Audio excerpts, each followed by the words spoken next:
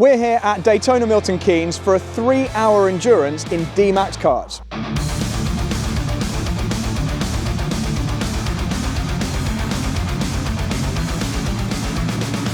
So I got a penalty, which I don't agree with.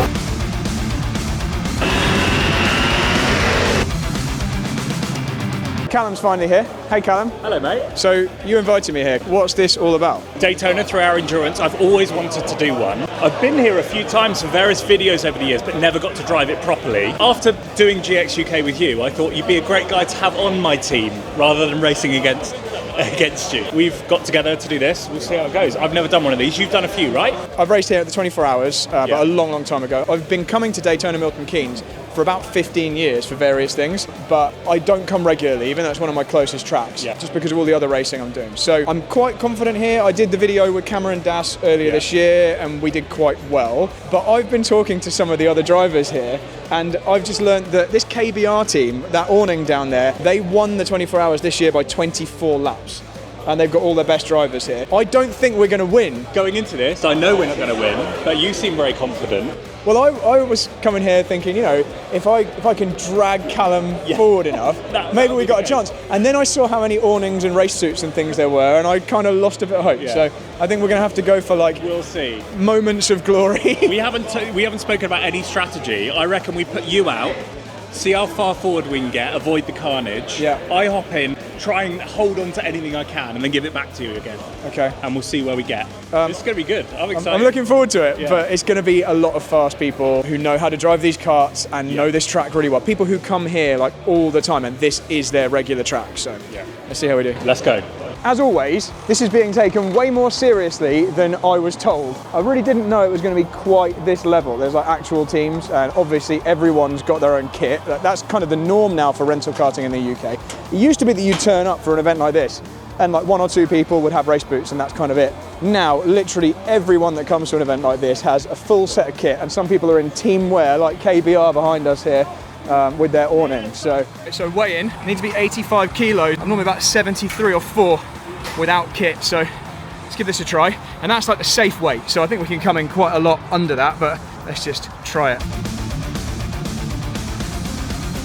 Thankfully, we're like 84.5 kilos with this lead that I've got here, so I think that's safe. 85 is like a guideline to make sure you don't come in under when you come in during the pits, but it's actually the kart and driver combined that they care about. So with any fuel in the kart, we should be fine. This is going to be a tough one. So there was actually a 1-hour practice session, and it didn't go very well because I went out for a few minutes at the beginning, and then I handed over to Callum to do the lion's share of practice, because ultimately we would gain more time from Callum getting a little bit closer to the pace, and the plan was for me to then go out at the end and get used to the circuit conditions as they dried up a little bit. Unfortunately, my lead was deemed to be illegal, and in the time it took me to go and find some duct tape and create a lead seat which wasn't illegal, I ran out of time to do any practice, and we were then straight into what you're seeing now, which is single lap qualifying. Now, the track conditions were totally different to what I practiced in around an hour previously, and during this lap I actually go 4 seconds quicker than my best lap in practice, so that shows you just how different things were. We qualified 4th, and that was kind of fine. That means we were in the hunt with the teams at the very front, and I could hopefully follow some of those quicker teams and learn the ideal wet lines on these slick tyres in these very, very tricky conditions. But I think it's going to be full tank at the beginning. We'll probably have to fuel after an hour at least. We might have to change this. So with essentially no strategy planned, because we had literally no idea how long the fuel would last, and we hadn't even discussed things like pitting under full course yellows.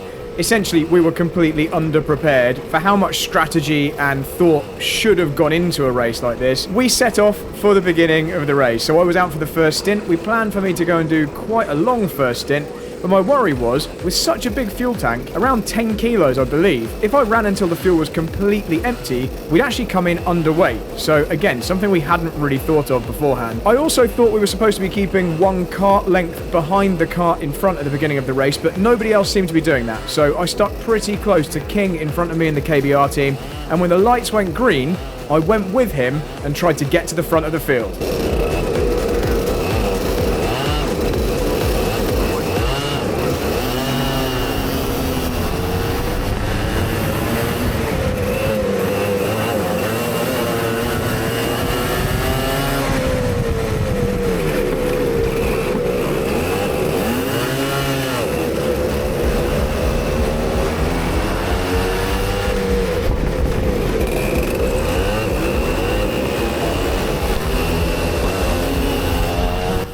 Okay, so the first few corners went a lot better than they did in the race with Cameron Das. And I'm pretty happy here. I'm sat in second place. I know the leaders are just significantly quicker than me at this phase. I simply haven't had enough laps practice in these conditions to be really on the pace of these karts. And although KBR try and come back up my inside there, I managed to stay on a slightly more optimal line around the outside. And at the moment, we're just sitting here in second place, trying to not drop away too much from the guys out there in the lead.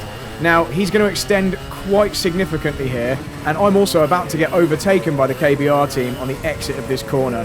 For whatever reason, I think maybe our kart wasn't particularly good on the low down exit kind of revs, but also, you know, the guys in these other more experienced teams are simply driving better at this stage. So King comes through, and I then really just want to try and stick with him. I'm trying this really tight line around turn 10 here, because it seems to work as long as you can hook a tyre up on the concrete. If you slightly miss it though, then you lose time, and it's worse than just going around the outside of the corner. And now I'm sat in third, being dropped by both of the guys at the front. I tried a tight concrete line on the inside of the final corner, but as you can see, King gets a way better exit than me. And that line does turn out to work later on in the race, but it's still too wet right now for that to really be effective. They're pulling away.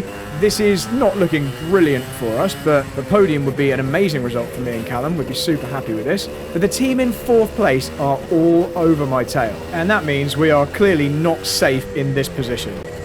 So skipping forward a few corners, we reach our first yellow flag zone of the race, and there's been some issues with some of the sodies, and that really allows me back onto the tail of the two leaders.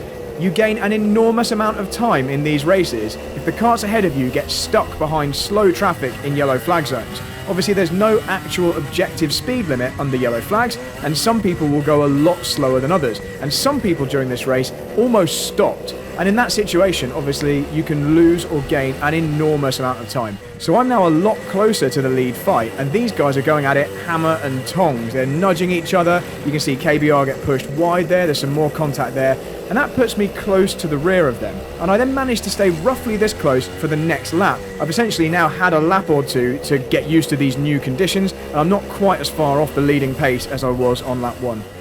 Just under one lap later then, and we're coming into a zone of heavy traffic with some sodies, and some of them are getting a bit racy with the leaders in DMAX. You see this kart here pushing the driver in second place wide, and then driving into the side of me, then diving back up the inside of me. I have some choice words for him, and some gesticulations, because it always annoys me when karts at the back of a different class start battling with the leaders of the front running class for absolutely no reason.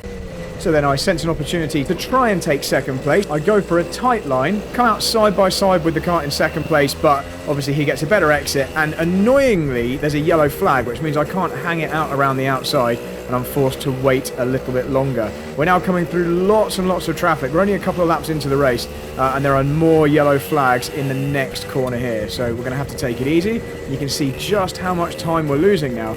And what we're both doing is looking ahead to the next marshal post. Is it green? Is it still yellow? If it's not yellow, we can go, but as you can see, there's still a yellow flashing light, and that means we have to wait, and we're losing loads of time. Absolutely hemorrhaging time here. Kart stuck in the barrier on the right hand side, still yellow. And as it turns out, this is actually a full course yellow now at this point, which provides an ideal opportunity for you to get one of your 5 mandatory pit stops out of the way, essentially for free, or certainly a lot more cheaply than it would be if you were doing it under green. And that, as you can see here, is exactly what the top 2 drivers do. They're really switched on. They know this is a perfect opportunity to come in. And had I thought about it, I could have followed them in and done a run around pit stop. It wouldn't have meant Callum had to get back in. It would have just meant we wouldn't have had to do a green flag pit stop later on and lose more time than necessary. But decision made, I'm out in the lead now, and I'm actually going to hold the lead for the entire remainder of this first stint, making up lots of ground by being faster through traffic than some of my rivals. I'm going to show you some of those decisive moves, the kind of things you have to do in an endurance race like this, right now.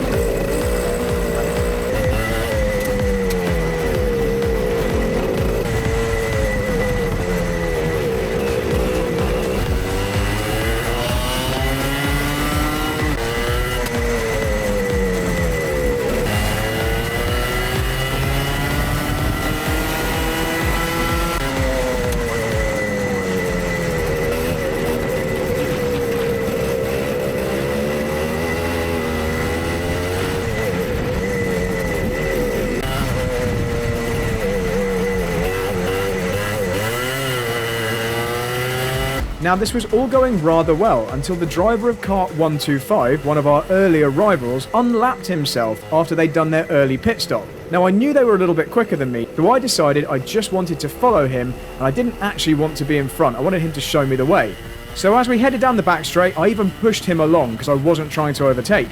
But when we got to turn 10, I took my normal tight line and he then cut right across the track back to the inside and bounced off the side of me, spinning himself out. But that all happened very quickly, so let's just slow that down and watch a replay one more time. It's clear from this view that the 125 kart goes all the way out to the white line on the right hand side. And as I move 1 kart width to the right on the exit of the curb, he moves 3 kart widths to the left and literally drives into the side of my car. Now, in my eyes, that's a clear racing incident, and a self-policing one at that, and certainly if I was looking at that as a neutral observer, I'm pretty sure I would have just called it as such. But unfortunately for me and Callum, Race Control deemed that to be an advantage by contact takeout and served us with a 1 minute stop and hold penalty. And as we know, you can't change drivers during a penalty. So we also lost all the time going slowly in and out of the pits. So you've been black flagged for an ABC takeout at turn 10. Yeah, it was his fault, but that's fine. Unfortunately, it's a 60-second time penalty. That's okay. I didn't do anything wrong. He went wide and then he cut back across on me and he bounced off me, so... Unfortunately, it's not up to me. I can't change that I'm just decision. saying, I knew exactly what it was and I was like, yeah, I know this is a frog penalty, but there's nothing I can do about it. Yeah, fair enough. And so I headed out for one more painful lap before handing the car over to Callum.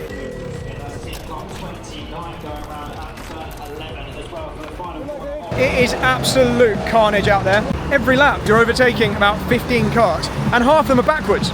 And you're having to take different lines because sometimes they're in the barrier, sometimes you commit to the racing line and you get halfway around the corner and there's a car facing you on the racing line. I had to take to the runoff area so many times just to avoid head-on contact. Anyway, looking forward to the next stint. So after Callum fought valiantly for half an hour, it was my turn to get back in the seat. And on more than one occasion, I got slightly frustrated with drivers going a little bit too slowly under yellow flags. Go on! Go on! Go on! Please go a little bit quicker! Please! Come on!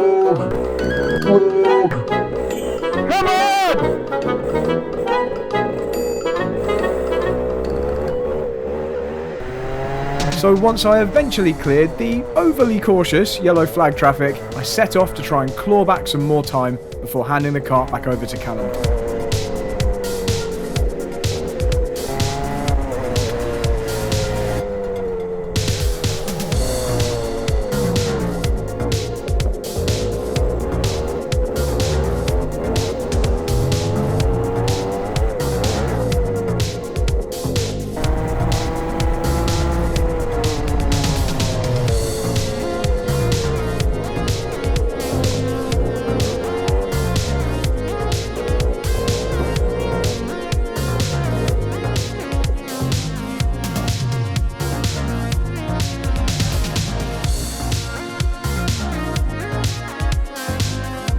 Right, that was fun. Another enjoyable stint, just trying to fight back. We're out of sync with everyone else, so we were showing as second for most of that stint, but with our penalty, and I don't think we've done as many pit stops as other teams, I don't think we're actually really in that position. So we've still got 2 more stops to do. Just keep pushing. Callum's going to go do a good stint now, and then I will try and bring it home at the end, I think, with a little manual pit stop. We'll take advantage of a full course yellow or something like that. Such a shame about our penalty, because without that, we'd have really been fighting for a strong podium here. And I think we're probably, realistically, I think we're probably around 4th place. But through some excellent driving in his second stint, as Callum came in to hand me the kart for my final run, we were actually still sitting in 3rd position. However, we still had 1 additional pit stop to do more than our main rivals. So over the next 40 minutes, I was going to have to take some huge risks in traffic to make up the time needed to cover that additional pit stop.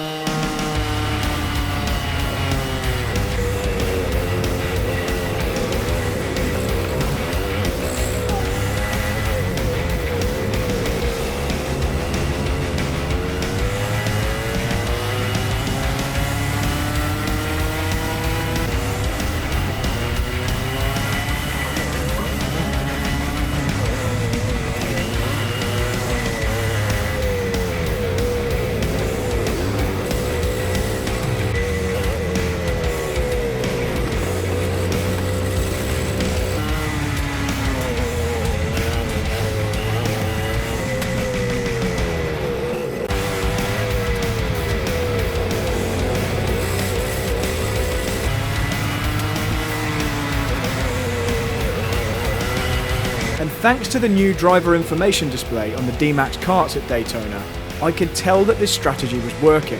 I was maintaining a gap to the kart in front and behind, and it seemed to me that if we could make a fast pit stop, we might just cling on to this podium.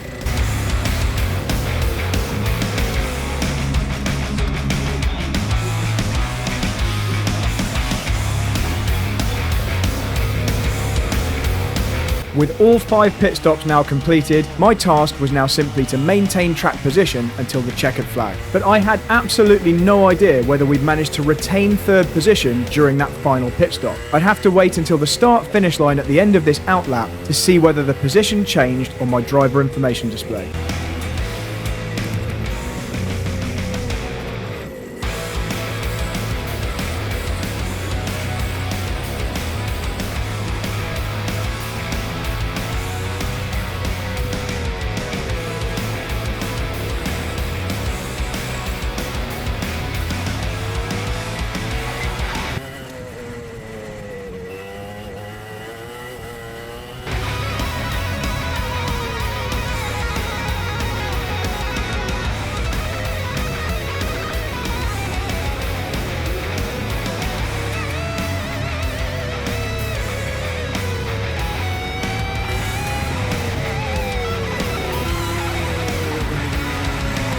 So it was my job to bring the kart safely home to the finish, and after an absolutely action-packed race full of drama, controversy, and a sprinkle of good and bad luck, Callum and I had managed to bring the kart home in 3rd position against a field of extremely skilled and well-prepared drivers at the front of the DMAX category. And it's safe to say we were both pretty pleased with that.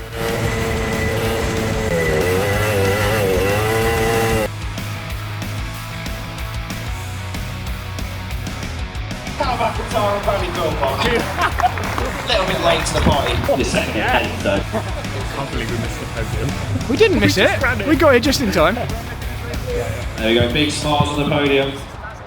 Okay, so you've just seen what happened in the final stint. We made it back in one piece. No more penalties. I'm sorry about that. I've told the viewers that they'll know before us whether or not it was a justified penalty. I watched it from the outside, and to me it didn't look...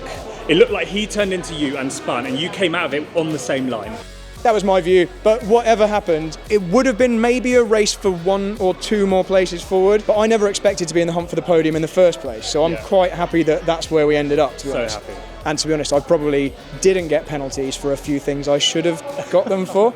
So, Callum, thank you so much for being such a good teammate. Thank you. Yeah, when Daytona invited me, there was one guy top of mind I had to invite, so... Yeah, thank you for coming along and bringing some pace. And thank you to Daytona for having us and for providing such cool lap timers, because that was a huge upgrade today. I've done a few of these kind of races over the years. I've never experienced knowing actually where I was in the pack before here. So it makes such a big difference knowing how the race is unfolding and keeping an eye on your position versus others and what your pace is. I've been at so many rental karting where you're like signalling at your mates, like, am I 1, 2, 3? Like, where am I? Just knowing it was really good. So thanks, guys. Thank you for watching. If you enjoyed this video, like and subscribe, and there'll be loads more karting content over the winter and into next year. Oh, hang on, I didn't tell them to subscribe to you. To my channel. Subscribe to Callum. It's here somewhere. And then like this video. Thanks, guys. Love you, bye.